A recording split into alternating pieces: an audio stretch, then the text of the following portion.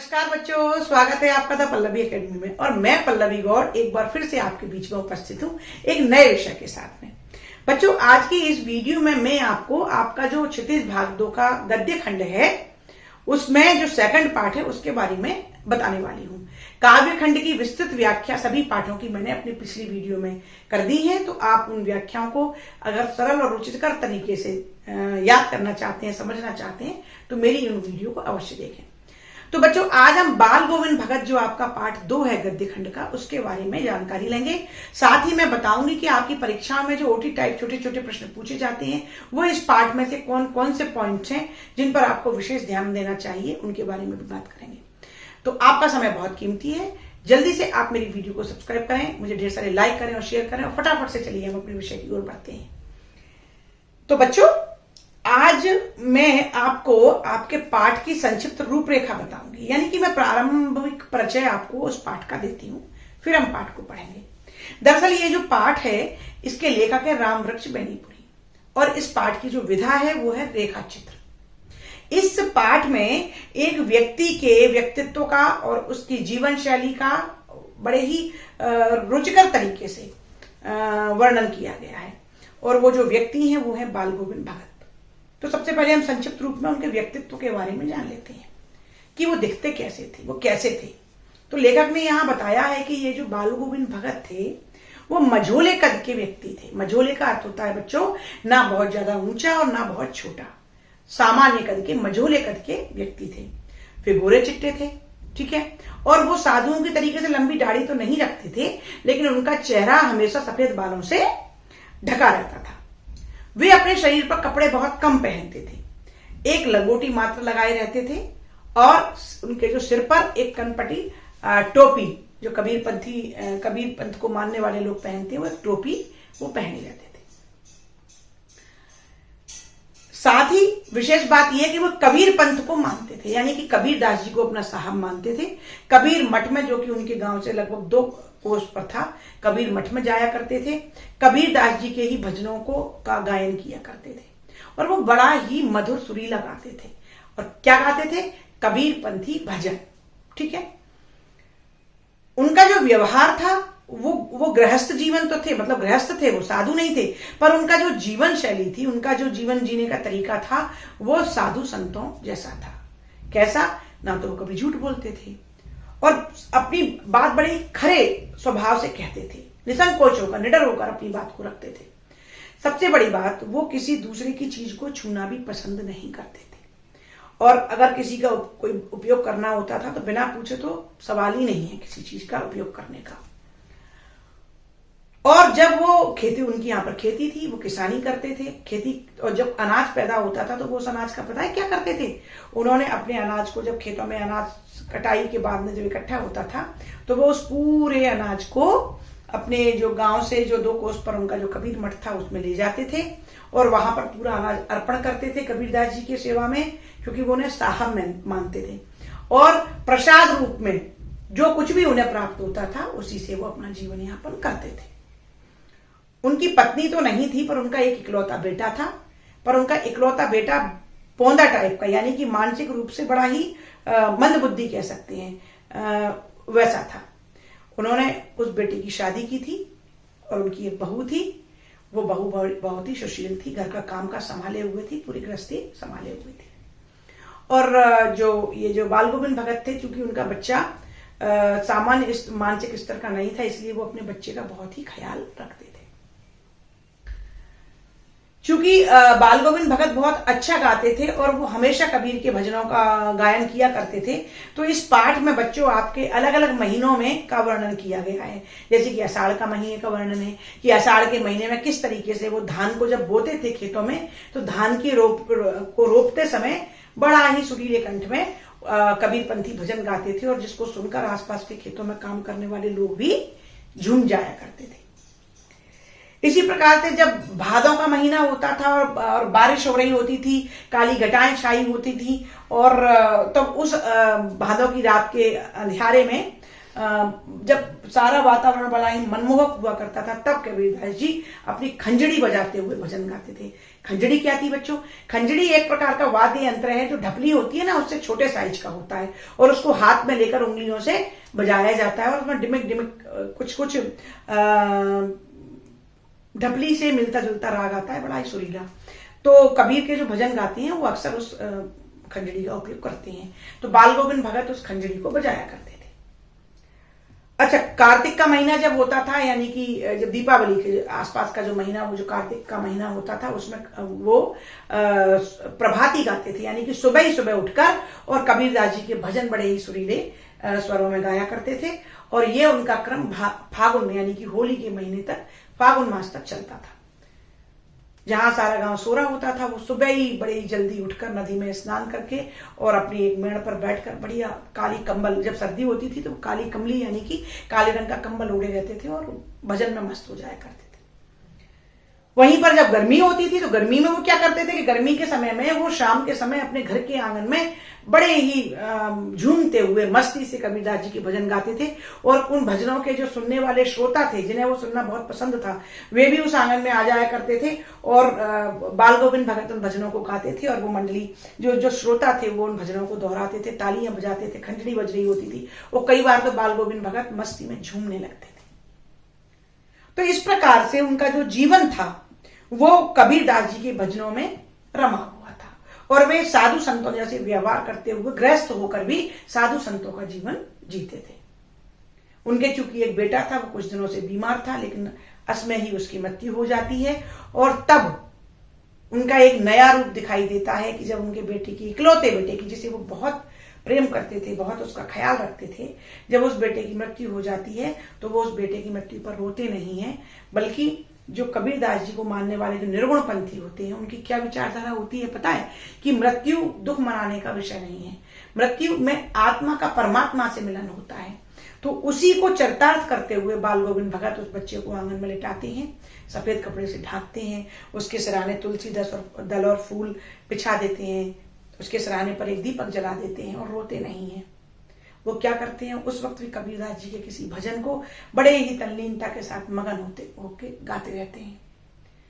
सब लोग ये देखकर बहुत ही आश्चर्यचकित होते हैं कि ये पागल हो गए हैं क्या, लेकिन नहीं, क्योंकि उनके रग रग में निर्गुण ज्ञान समाया हुआ था, तो उसको वहां चरितार्थ करते हैं।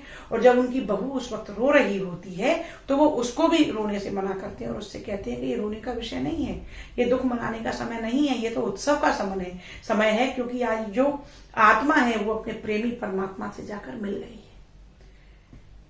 तो इनके इस रूप को देखकर सभी आश्चर्यचकित होते हैं। और जब बच्चे की 13वीं हो जाती है, 13वीं बड़े धूमधाम से नहीं मनाते हैं, लेकिन जब उसके श्राद्ध कर्म पूर्ण हो जाते हैं तो वो अपनी बहू के मायके से उसके भाई को बुलाकर उस बहू को वापस उसके मायके भेजते हैं और कहते हैं कि इसकी दूसरी शादी करवा देना। हालांकि वो बहू जाने से मना करती है, क्योंकि उस बहू के अलावा बाल गोविंद भगत का इस दुनिया में और कोई नहीं होता। तो वो कहती है कि आप वृद्ध हैं, आपको कौन भोजन पकाएगा, जब आप बीमार हो जाएंगे तो आपको कौन ख्याल रखेगा, इसलिए मुझे अपने पास रहने दीजिए, मैं आपको छोड़कर नहीं जाना चाहती। लेकिन बाल गोविंद भगत तो अपने निश्चय के, निर्णय के दृढ़ थे, अटल थे। जब बहू उनसे ज्यादा निवेदन करती है तो वो कहते हैं कि देखो, या तो तुम अपने भाई के साथ मायके चले जाओ, नहीं तो मैं ये घर छोड़कर चला जाऊंगा। बेचारी बहू मजबूर होकर उनको छोड़कर और अपने मायके चली जाती है। जीवन चलने लगता है बाल गोविंद भगत का। वो इसी तरीके से गाते बजाते अपने जीवन यापन करते हैं। वो गंगा स्नान के लिए जाते हैं। जो गंगा तट है उनके गांव से 30 कोस दूर है, तो वो पैदल जाया करते थे। रास्ते में किसी का कुछ खाते नहीं थे, घर से ही खाने का सामान ले जाते थे। ये क्रम उनका वर्षों से चला आ रहा था। इस बार भी वो गंगा स्नान के लिए गए। अस्वस्थ रहने लगे थे, लोग उनसे नहाने के लिए मना करते थे, लोग सुबह उठने के लिए मना करते थे, लोग ज्यादा पैदल चलने, श्रम करने के लिए मना करते थे, लेकिन वो नहीं मानते थे। धीरे धीरे उनको फीवर आने लगा और वो बीमार रहने लगे। एक बार उन्होंने शाम को अपना कबीरपंथी भजन गाकर लोगों को सुनाया, पर उस दिन उनके जो स्वर थे वो बिखर रहे थे। ऐसा लग रहा था कि जैसे कि ये जो लय है वो कहीं टूट रही है। और वही हुआ बच्चों। वो रात्रि में सोए और जब लोगों को सुबह उनके सुरीले भजन और उनकी आवाज सुनाई नहीं दी तो लोग कुटिया में जाकर देखते हैं और देखते हैं कि वहां पर बाल गोविंद भगत तो ईश्वर के पास परम धाम की ओर चले गए हैं और उनका जो पंजर है यानी कि ये जो शरीर है वो वहां पर डला हुआ है, यानी कि बाल गोविंद भगत की मृत्यु हो जाती है। तो इस प्रकार से बच्चों ये जो पाठ है इसमें लेखक ने एक बाल गोविंद भगत जैसे संत प्रवृत्ति व्यक्ति के जीवन के विशेष घटनाओं पर प्रकाश डाला है। तो मैंने यहां पर संक्षिप्त में आपको थोड़ा सा ये विवरण दिया है। चलिए हम जल्दी से अपने पाठ को पढ़ते हैं। तो आप फटाफट से मेरे साथ में अपनी किताब उठाइए, बाल गोविंद भगत पाठ खोलिए और आइए मेरे साथ पढ़ते हैं। तो बच्चों आपके गद्य खंड का जो सेकंड पाठ है वो है बाल गोविंद भगत और इस पाठ के लेखक हैं रामवृक्ष बैनीपुरी। रामवृक्ष बैनीपुरी का जन्म मुजफ्फर जिले में सन 1899 में बैनीपुर गांव में हुआ और गांव के नाम पर ही इनके नाम के आगे बैनीपुरी लगा।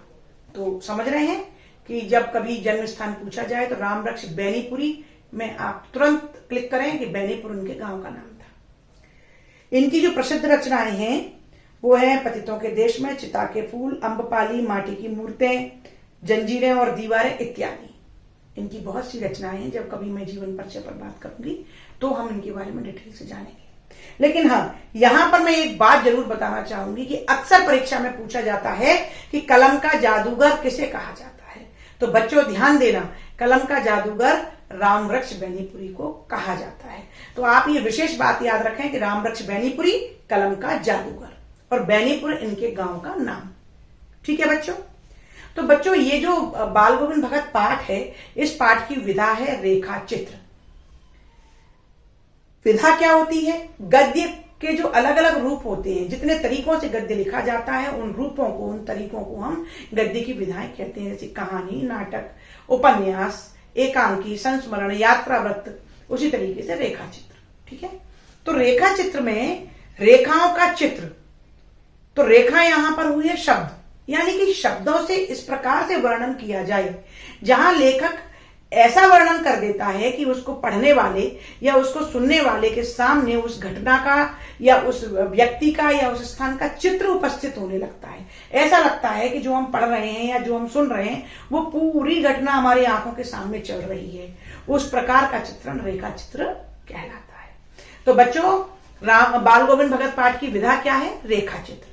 और लेखक है रामवृक्ष बैनीपुरी। रामवृक्ष बैनीपुरी को कलम का जादूगर कहा जाता है। ठीक है। चलिए अब हम थोड़ा सा पाठ पढ़ते हैं। बाल गोविंद भगत। बाल गोविंद भगत मझोले कद के गोरे चिट्टे आदमी थे। 60 से ऊपर के ही होंगे। बाल पक गए थे। लंबी दाढ़ी या जटाजूट तो नहीं रखते थे, किंतु हमेशा उनका चेहरा सफेद बालों से ही जगमग किए रहता। कपड़े बिल्कुल कम पहनते। कमर में एक लंगोटी मात्र और सिर पर कबीर पंथियों की सी कनपटी टोपी। जब जाड़ा आता एक काली कमली ऊपर से ओढ़े रहते। मस्तक पर हमेशा चमकता हुआ रामानंदी चंदन, जो नाक के एक छोर से ही औरतों के टीके की तरह शुरू होता। गले में तुलसी की जड़ों की एक बेडोल माला बंधी रहती। ऊपर की तस्वीर से यह नहीं माना जाए कि बाल गोविंद भगत साधु थे। नहीं, बिल्कुल नहीं, गृहस्थ। उनकी गृहिणी की तो मुझे याद नहीं, उनके बेटे और पतोहू को तो मैंने देखा था। थोड़ी खेती बाड़ी भी थी, एक अच्छा साफ सुथरा मकान भी था। किंतु खेती बाड़ी करते, परिवार रखते भी बाल गोविंद भगत साधु थे। साधु की सब परिभाषाओं में खरे उतरने वाले। कबीर को साहब मानते थे, उन्हीं के गीतों को गाते थे, उन्हीं के आदेशों पर चलते थे। कभी झूठ नहीं बोलते थे, खरा व्यवहार करते, किसी से भी दो टूक बात करने में संकोच नहीं करते, ना किसी से खामखा झगड़ा मोल लेते, किसी की चीज नहीं छूते और ना बिना पूछे व्यवहार में लाते। इस नियम को कभी कभार इतना बारीकी तक ले जाते कि लोगों को कुतूहल होता। कुतूहल का अर्थ होता है आश्चर्य। कभी वह दूसरे के खेत में शौच के लिए भी नहीं बैठते थे।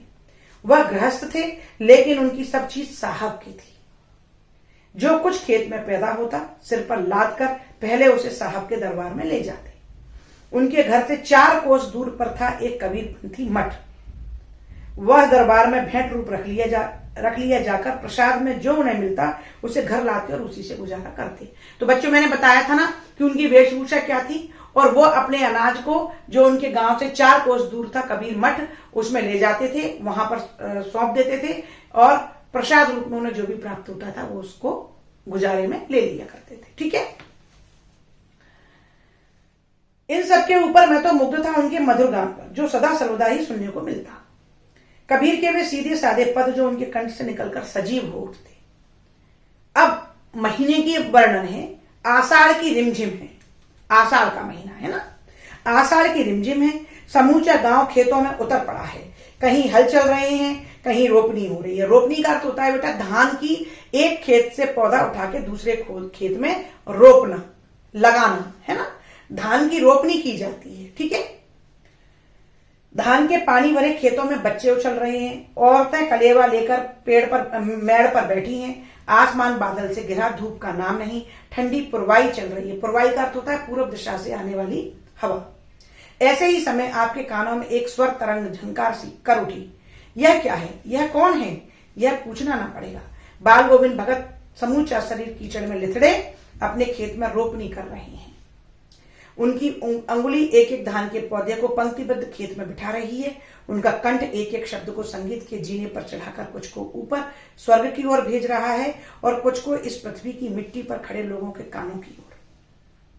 बच्चे खेलते हुए झूम उठते हैं। मेड़ पर खड़ी औरतों के होठ कांप उठते हैं। वे गुनगुनाने लगती हैं। हलवाहों के पैर ताल से उठने लगते हैं। रोपनी करने वालों की अंगुलियां एक अजीब क्रम से चलने लगती हैं। बाल गोविंद भगत का यह संगीत का है या जादू।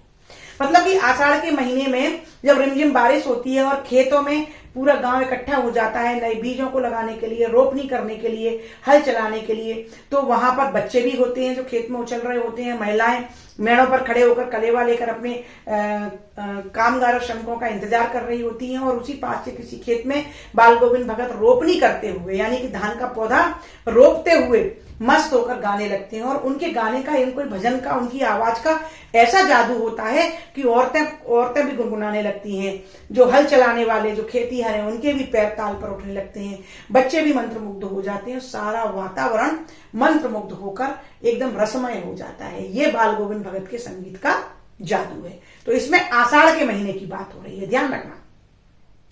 भादों की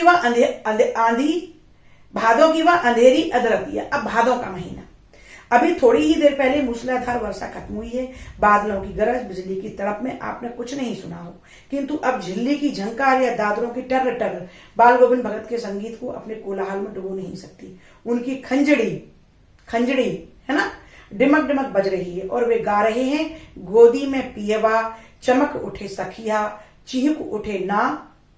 ये भजन गा रहे हैं। हाँ, पिया तो गोद में ही है, किंतु वह समझती है वह अकेली है। चमक उठती है, चिंक उठती है। उसी भरे बादलों वाले भादों की आधी रात में उनका यह गाना अंधेरे में अकस्मात कौंध उठने वाली बिजली की तरह किसे ना चौंका देता। अरे अब सारा संसार निस्तब्धता में सोया हुआ है। बाल गोविंद भगत का संगीत जगा रहा है। तेरी गठरी में लागा चोर, मुसाफिर जाग जरा। तो मतलब भादों की अंधेरी रात में, जब हाल ही में मूसलाधार बारिश होकर चुकी है, मेढक टर्र टर्र कर रहे हैं, है ना, तो उसी समय आधी रात में बाल गोविंद भगत का वो स्वर समूचे वातावरण में गूंजने लगता है और ऐसा लगता है जैसे कि जहां सारा संसार सोया हुआ है, उनके कबीरपंथी भजन के बोल, उनका वो स्वर सारे संसार को जगाने की ओर अग्रसर है, यानी कि चेतना भरने का कार्य कर रहा है। कार्तिक, अब कार्तिक माह का महीना।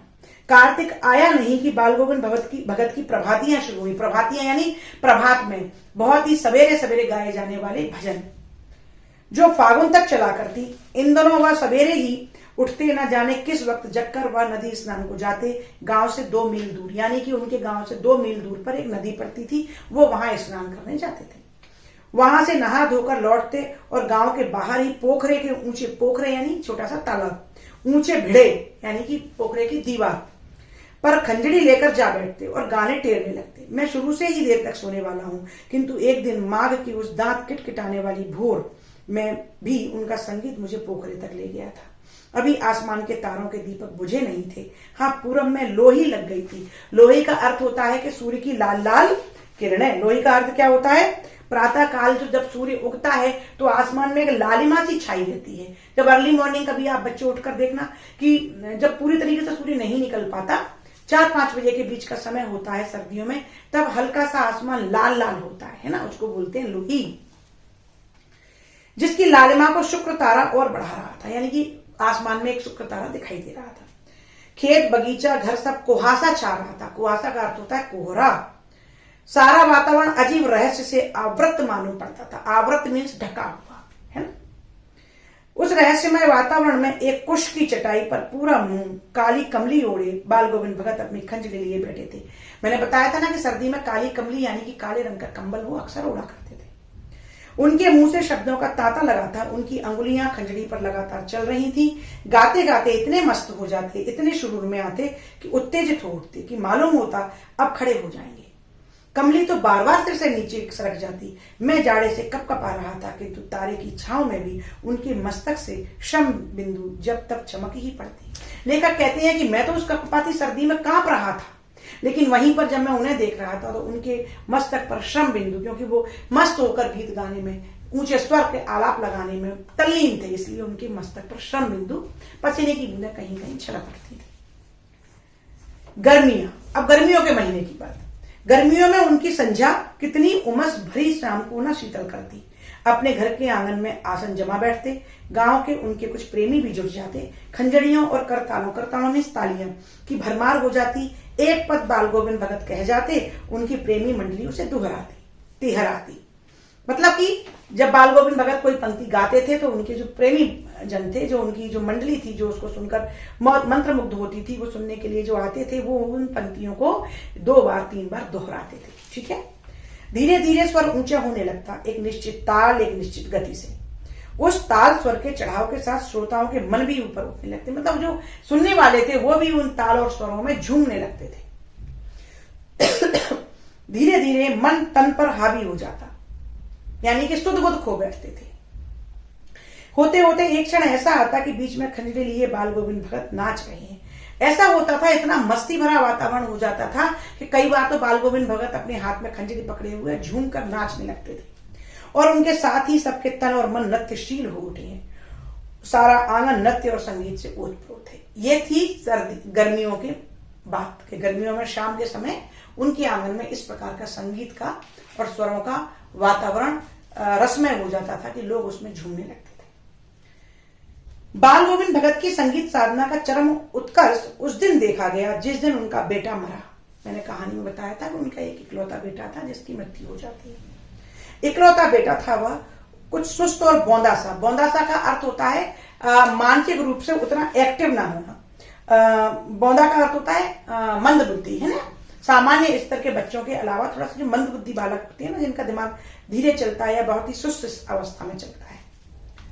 किंतु इसी कारण बाल गोविंद भगत उसे और भी मानते, तो उसके उस बौंदेपन के मारे, यानी कि उस मंद बुद्धि बालक को का और ज्यादा ख्याल बाल गोविंद भगत रखते थे। उनकी समझ में ऐसे आदमियों पर ही ज्यादा नजर रखनी चाहिए या उन्हें प्यार करना चाहिए, क्योंकि ये निगरानी और मोहब्बत के ज्यादा हकदार होते हैं। बड़ी साध से उसकी शादी कराई थी। पतोहू बड़ी ही सुबह, पतोहू मीन्स बहू, पुत्र की पत्नी, सुबह और सुशील मिली थी। घर की पूरी प्रबंधिका बनकर भगत को बहुत कुछ दुनियादारी से निवृत्त कर दिया था उसने। उनका बेटा बीमार है, इसकी खबर रखने की लोगों को कहां फुर्सत। किंतु मौत तो अपनी ओर सबका ध्यान खींचकर ही रहती है। हमने सुना बाल गोविंद भगत का बेटा मर गया। कुतूहल बस, यानी कि उत्सुकता बस उनके घर गया, देखकर दंग रह गया। अब लेखक ने सुना कि उनका पुत्र मर गया, तो वो जल्दी से उस भगत जी के घर पर पहुंचते हैं और वो कुछ देखकर दंग रह जाते हैं, यानी कि आश्चर्य से भर जाते हैं। जो सोचा नहीं था वो उन्हें वहां देखने को मिलता है। अब क्या देखने को मिलता है, ये पंक्तियां बहुत ही इंपॉर्टेंट है, क्योंकि इनसे आपका प्रश्न परीक्षा में पूछा ही जाता है, तो ध्यान से सुनना। वह कुछ बेटे को आंगन में एक चटाई पर लिटाकर एक सफेद कपड़े से ढक रखा है। क्या किया है बाल गोविंद भगत ने कि उस बेटे के शव को आंगन में लिटाया है और उसको सफेद कपड़े से ढक दिया है। हम लोग देखते हैं जब भी कहीं आप मृत्यु में जाएंगे तो यहाँ पर हर जगह यही सीन होता है। वह कुछ फूल तो हमेशा ही रोकते थे, यानी कि वह अपने घर के आसपास हमेशा ही फूल लगाकर रखते थे। उन फूलों में से कुछ तोड़कर उस पर बिखरा दिए हैं। तो बच्चे के उस सफेद कपड़े पर उन्होंने कुछ फूल बिखेर दिए हैं। फूल और तुलसी दल भी, फूलों के साथ कुछ तुलसी के पत्ते भी उस बच्चे के ऊपर बिखेर रखे हैं। सिरहाने एक चिराग जला रखा है। चिराग का अर्थ होता है बच्चों दीपक।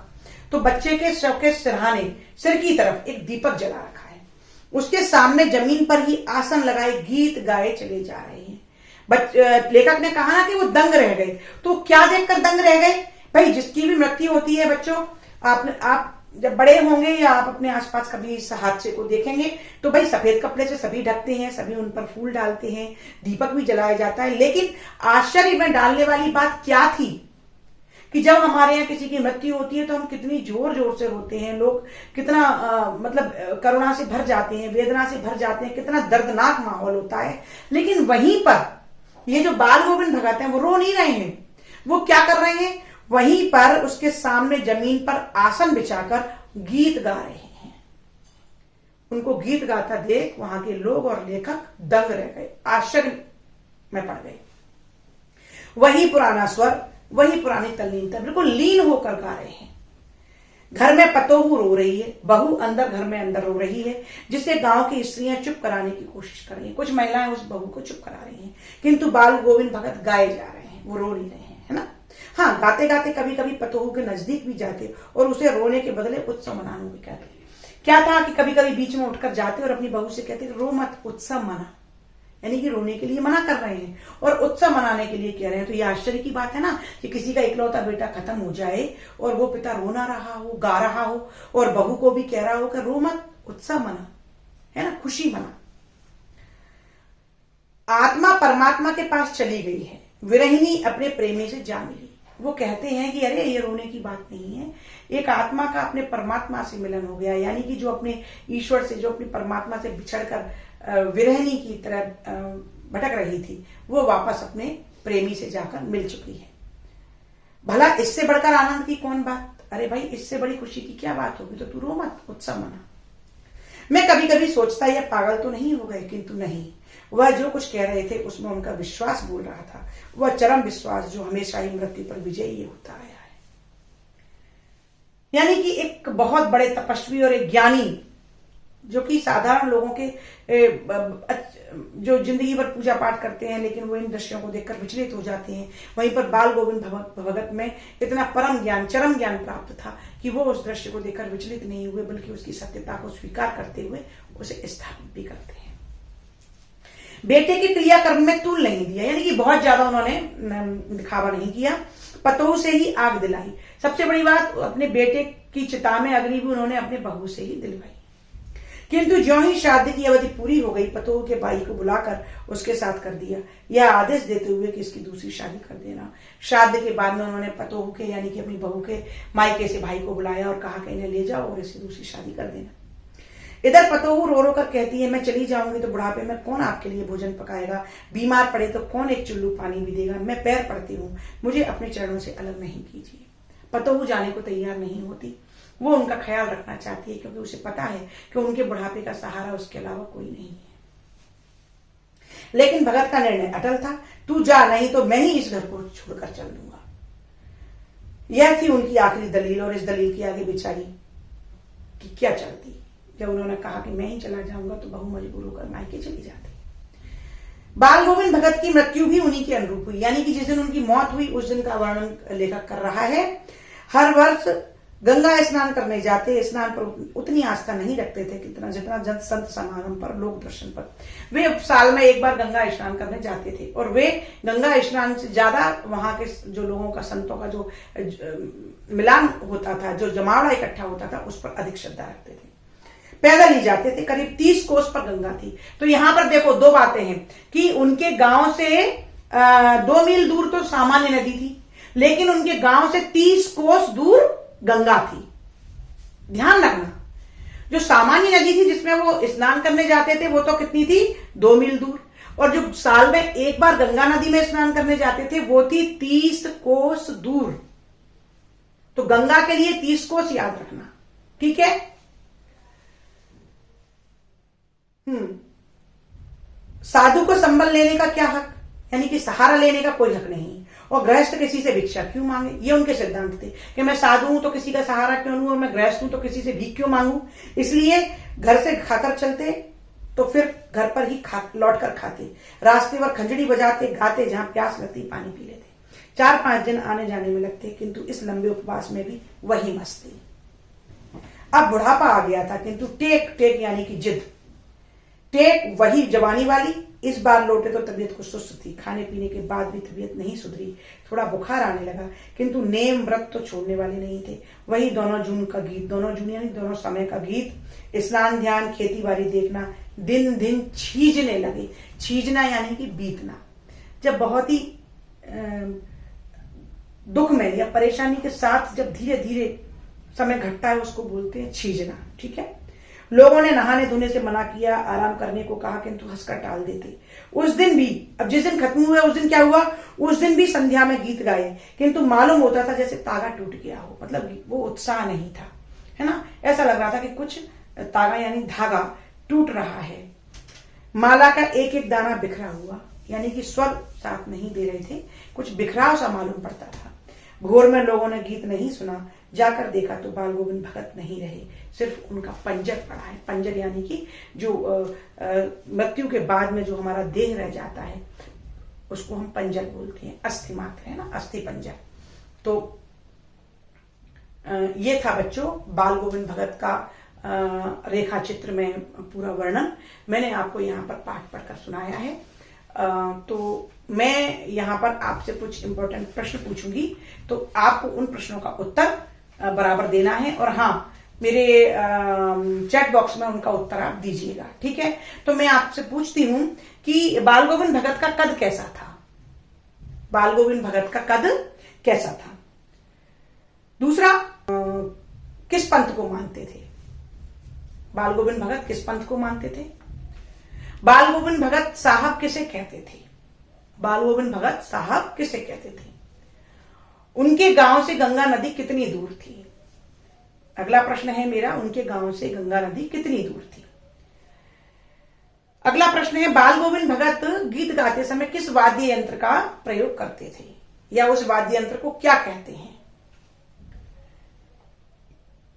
अगला प्रश्न है कि बाल गोविंद भगत किसके भजन गाते थे, क्या गाते थे, है ना। गीत गाने से आपको प्रश्न पकड़ना है। परीक्षा में थोड़े बहुत शब्दों में चेंज होकर कुछ भी पूछा जा सकता है, पर आपको इन बातों पर विशेष ध्यान देना है। बाल गोविंद भगत की यहां किसकी मृत्यु हुई थी।